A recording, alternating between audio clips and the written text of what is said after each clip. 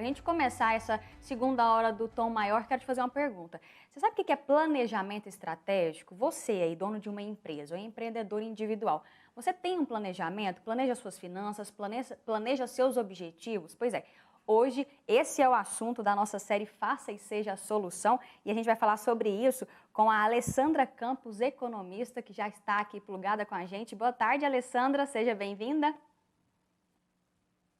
A todos, é uma alegria estar com vocês aqui novamente. Alessandra, então vamos começar explicando o que significa o planejamento estratégico dentro de uma empresa. Para que ele serve, o objetivo? Bom, o planejamento estratégico, primeiro vamos entender de onde surgiu essa palavra.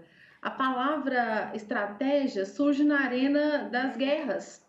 Então, o stratos, que é exército, e a gen, que é conduzir. A arte de conduzir, então, as nossas, vamos dizer, os planos militares, né? Depois, ela vem para a arena dos negócios. Então, conhecido como o pai da estratégia é o Carl von Clausewitz, que foi um general do século XVIII. Então, ele foi conhecido como o pai da estratégia e estava na arena militar. Depois veio para os negócios e nós temos o Igor Ansoff, que é hoje considerado o pai da estratégia, da gestão estratégica. Por que as empresas devem ficar atentas à questão do planejamento estratégico? Para poderem ter menos riscos, escolherem os melhores caminhos para a sua empresa, poder aproveitar as oportunidades que surgem no mercado, se fortalecer para as questões das ameaças que surgem também no mercado. De que forma? Olhando para dentro, para os seus pontos fortes, pontos fracos, e ficar atenta à questão do mercado como um todo. Então, a estratégia é o melhor caminho a se conduzir uma empresa. Alessandra, a gente até estava lendo alguns assuntos, alguns textos sobre isso, e planejamento estratégico funciona como uma espécie de GPS, né? Ele, inclusive, é um caminho para você atingir esse objetivo. Agora, como aplicar isso dentro de uma organização? Sim. Então, existem consultorias nessa área que é importante entender que nem sempre a sua equipe está preparada para conduzir este tipo de metodologia na empresa. É sempre bom ter um olhar externo também, trazendo novidades, trazendo novas formas de fazer. A melhor maneira é buscar conduzir com os colaboradores, entendendo que a estratégia ela está no nível mais alto da liderança da empresa. Então, nós temos ali o operacional, o tático, que são os gerentes, e as estratégias que são feitas pela alta liderança, vamos dizer assim. Quando nós falamos de uma micro, pequena empresa, às vezes o proprietário ele está em todos os três âmbitos que eu falei, no operacional, no tático, no estratégico, mas se tiver uma equipe, por menor que seja essa equipe, trazer essa equipe para pensar sobre a empresa. De que forma? Fazer um diagnóstico, buscar conhecer os seus pontos fortes, pontos fracos. Por quê? Porque quando você conhece a sua empresa, o negócio que você tem condições de fazer mudanças e internamente, os pontos fortes e fracos, o empresário, o empreendedor, a equipe tem condições de fazer intervenções. Já nas ameaças e oportunidades, que são questões externas, que vêm do mercado, o que eles têm? Tem controle sobre isso? Não, mas tem condições de melhorar seus pontos fracos e ainda melhorar os seus pontos fortes também para aproveitar as oportunidades e tentar se livrar das ameaças do mercado. Então, existe uma metodologia que vai conduzir todo este planejamento, que vai trabalhar o propósito, a missão dessa instituição, a visão que é de que forma eu quero que a minha empresa esteja, que a minha organização social esteja, por exemplo, daqui a 5 anos. E falando de organizações sociais, que é o nosso tema aqui principal, as organizações sociais precisam estar realmente muito preparadas, ter uma boa área de comunicação, uma boa área de projetos, de captação de recursos, Então, tudo isso é pensado de forma estratégica. E para isso, existem aí as metodologias que vêm a contribuir com esse planejamento de forma eficaz. Então, só retomando: missão, motivo da instituição, da empresa existir; visão é um olhar para o futuro, daqui 3, 2 anos, como eu quero que a minha empresa esteja; valores são os princípios dessas organizações, dessas empresas. Quais são os valores? Trabalho em equipe, honestidade, qualidade, enfim, tudo que para aquela instituição, para aquela organização é importante. Aqui eu estou falando de empresas, de organizações sociais, porque todas necessitam de bons planejamentos estratégicos. Agora, Alessandra, a gente sabe que existe essa hierarquia, né, como você bem distribuiu aí as funções dessa equipe, né, para chegar num planejamento estratégico eficaz, e todo mundo tem que participar, né, não é só do dono da empresa esse planejamento, todo mundo tem que conhecer esse planejamento para que esse caminho seja traçado por todos, né, nenhum ficar para trás, todos seguir o mesmo caminho. Sim, eu costumo, nos meus trabalhos, entrevistar todos os colaboradores. Se não todos, porque às vezes a empresa tem um número muito grande, você pega uma amostra de cada setor e entrevista. Às vezes, a senhora que faz a limpeza da empresa te dá uma super sugestão de melhoria para aquela empresa ou organização social. Então, é preciso ouvir a todos, ou na medida do possível, a maioria, e levá-los para este trabalho. Fazer um trabalho em equipe, planejar em equipe, vai ser muito rico, vai ser um momento extremamente importante para a empresa. E olha, você se surpreende com a quantidade de empresários e empreendedores, seja social, ou seja na área mais corporativa mesmo, que não, de fato, não conhecem e não têm uma visão sistêmica do seu empreendimento, do negócio onde ele atua. E aí eu já quero pegar o gancho para fazer perdão te interromper, queria pegar o gancho já para poder fazer uma pergunta aqui. Se numa empresa o sócio não compartilha desse mesmo planejamento estratégico, tem divergência, esse negócio está fadado ao fracasso ou não? Ou as ideias divergentes também podem ser complementares no sentido de chegarem a um objetivo comum?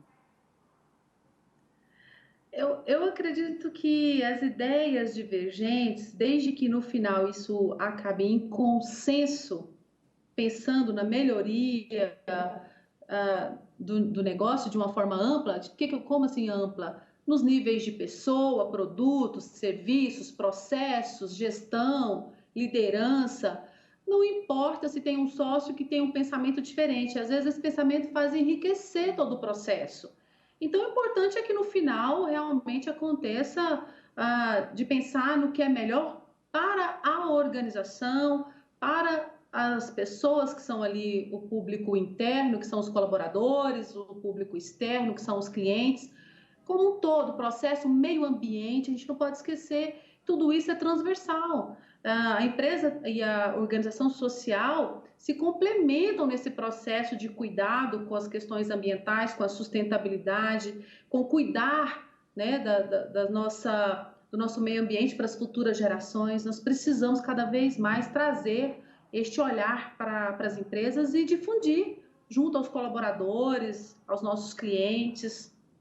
Você falou sobre difundir, né, entre os colaboradores aí, transformando esse ambiente de trabalho num ambiente sistêmico em que todo mundo faz parte, né? E justamente aí que entra essa leitura compartilhada do ambiente organizacional. As pessoas, desde o chefe até a pessoa que limpa ali o estabelecimento, o local, a empresa, eles precisam saber quais são essas ideias muito bem claras da empresa.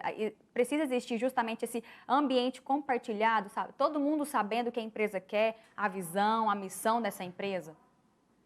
É importante que se faça presente uma gestão, uma liderança participativa. E quando você diz que é importante saber difundir esse planejamento, é muito importante. Tem empresas, organizações sociais que nós podemos aí, se trouxermos na lembrança, muitas escrevem a sua missão, a visão, os valores e deixam ali para todos os colaboradores e todos os clientes poderem também ter, podem ler, podem saber quais são os valores dessa missão, a visão, fica ali exposto, muitas vezes na entrada da empresa. Como hoje a gente tem aí os nossos sites, enfim, elas estão também nos meios digitais aí, difundindo e contando o seu propósito para N pessoas, para clientes. Então, é muito importante que todos saibam. E tem mais uma coisa: quando um cliente, um colaborador ou mesmo um parceiro sabe a sua missão, os seus valores, a organização e a empresa vai ser cobrada por isso. Então, se você lê que um dos princípios, dos valores é, por exemplo, a honestidade, vai ser cobrada. E olha, você está dizendo aqui que você tem como princípio a honestidade. Está acontecendo algo diferente aqui. O produto, qualidade. Você está aqui vendendo uma ideia de qualidade. E aqui está, você nesse momento não está me atendendo com essa qualidade. Então, assim, é uma forma da empresa cada vez buscar uma excelência e ser cobrada pelo seu público interno e também pelos seus clientes e parceiros. Agora, Alessandra, a gente pode falar numa estratégia fragmentada, existir uma estratégia maior, mais ampla, a longo prazo, e ir fragmentando essa ideia para ir atingindo aos poucos esse objetivo a longo prazo, ou não? Tem que seguir direto nesse planejamento maior, ou esse planejamento mais fragmentado, ele faz com que a organização trabalhe de uma forma mais completa, mais organizada, inclusive? Na verdade, quando você faz o planejamento, você vai mirar em um tempo. 2 anos, 3 anos, 5 anos, médio prazo, longo prazo está difícil planejar hoje em dia, mas vamos pensar em médio prazo. E é lógico que toda essa estratégia, ela vem dividida em objetivos, metas, que talvez seja esse fragmento que você está dizendo. Vamos pensar para daqui 6 meses, 1 ano, e o que nós vamos fazer? Quais são as metas? Quais são os indicadores para medir essas metas? Eu quero melhorar um processo dentro da minha empresa. Eu tenho que ter um indicador para dizer se eu estou conseguindo alcançar essa melhoria no processo. Eu quero melhorar o meu atendimento, a comunicação. Eu tenho que ter um indicador para ir acompanhando. E aí tem uma metodologia fantástica que contribui com o planejamento estratégico, que é o PDCA, que é aprender com os erros e acertos. Então, você pode medir os indicadores mensalmente, olhar para o seu plano, que não deve ser um plano engessado, nada disso. Tem um plano que pode ser, sim, na medida que for necessário, alterado. E fazer o que a gente chama de rodar o PDCA, um aprendizado com a equipe, aprendendo com os erros e acertos, medindo indicadores para ver se nós estamos alcançando de fato o que foi proposto e sempre olhando formas de melhorar este caminho, de melhorar a estratégia. Tá? As organizações sociais, elas têm, muitos, né, dizem como alvo a questão da transparência. Essa questão da transparência, ela também entra dentro desse planejamento estratégico numa organização social, por exemplo? Sim, e é muito importante que hoje tenha ali o seu portal da transparência, trazendo o que está sendo feito, de que forma que está sendo gasto, os recursos.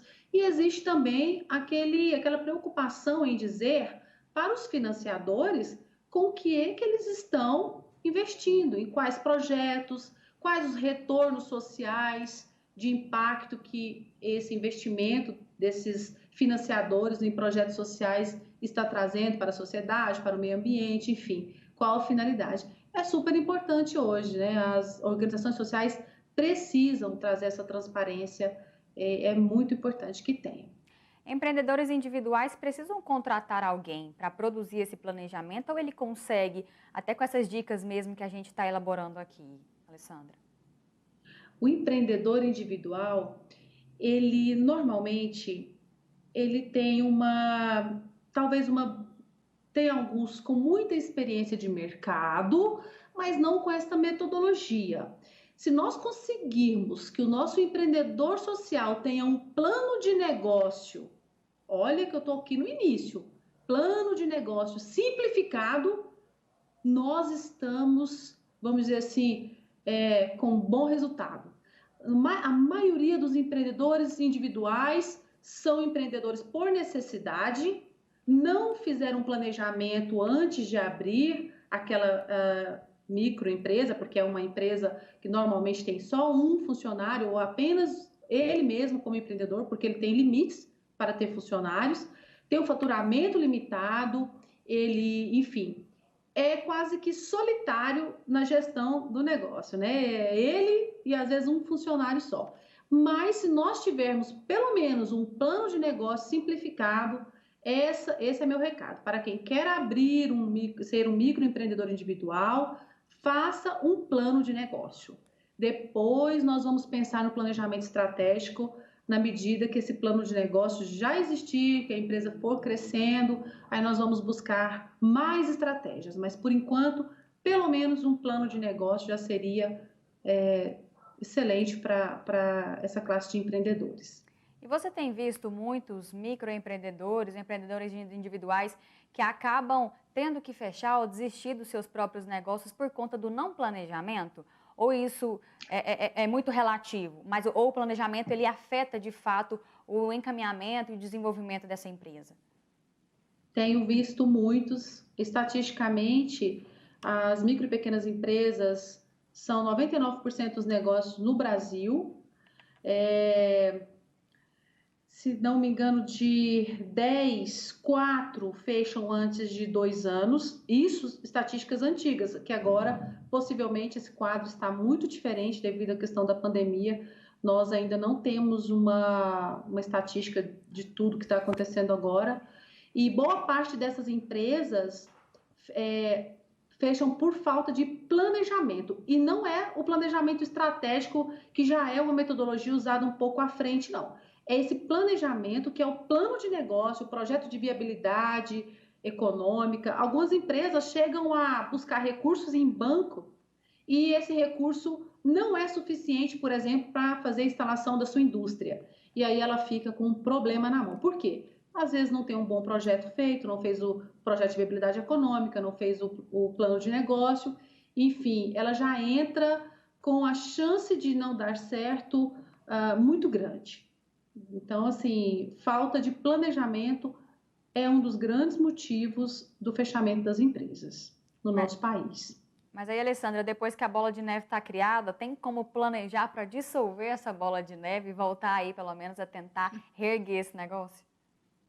Em alguns casos, sim, mas tem algumas empresas que ficam com um nível de comprometimento tão grande em relação à questão financeira, falta de capital de giro, ou mesmo a falta de recursos para concluir seus investimentos, que ela não consegue se restabelecer. Não, aí não adianta mais consultoria, não adianta mais porque não dá tempo, já tem um problema e começa a ter restrições em nome da empresa, em nome de sócios, já não tem como buscar uma linha de crédito, enfim, não dá para ir por esse caminho. Não podemos ser amadores na hora de abrir uma empresa, porque é o seu dinheiro que vai ser aplicado ali, o dinheiro dos seus sócios, às vezes um dinheiro de um banco. Então é preciso realmente ter muita cautela, planejar. Infelizmente, nós estamos vivendo isso nesse momento no Brasil. A falta de planejamento está fazendo com que nós tenhamos um colapso na saúde, um colapso na nossa economia, a falta de participação da sociedade também nas questões importantes, que também denota uma falta de planejamento dos brasileiros, familiar, de orientação, de comprometimento, de respeito às leis. Isso tudo é tão importante. Isso tudo vai nos levar a um fracasso. É o que está acontecendo neste momento. Olha a nossa falta de planejamento macroeconômico, para onde nos leva agora. Olha a situação da economia, quanto está delicada neste momento. Aí as pessoas falam, como planejar em um país desse? Não, o problema é que nós não planejamos. O problema é a falta do planejamento. E aí chega num momento tão crítico que fica difícil. Tem um vídeo que mostra um prédio feito, um prédio de 21 andares feito em 15 dias. mas ele demorou um ano para ser planejado. Aqui no Brasil, a gente quer abrir uma empresa em 21 dias e planejar zero. Não vamos para lugar nenhum assim.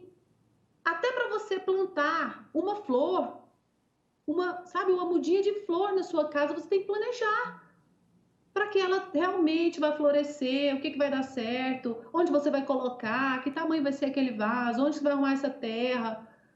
Então, imagina planejar uma empresa, planejar uma questão de saúde no Brasil, tanto que é importante, nós precisamos ter mais consciência. Planejar faz parte, é preciso, vai trazer resultados melhores para todos nós, para a nossa sociedade como um todo, para a nossa família.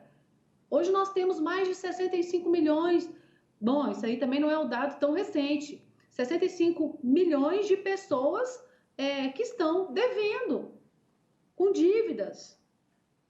Falta de hoje já não é só o planejamento, é o desemprego. O planejamento macro vai trazendo uma desestruturação familiar, uma desestruturação também nas empresas, e isso vai virando o efeito dominó.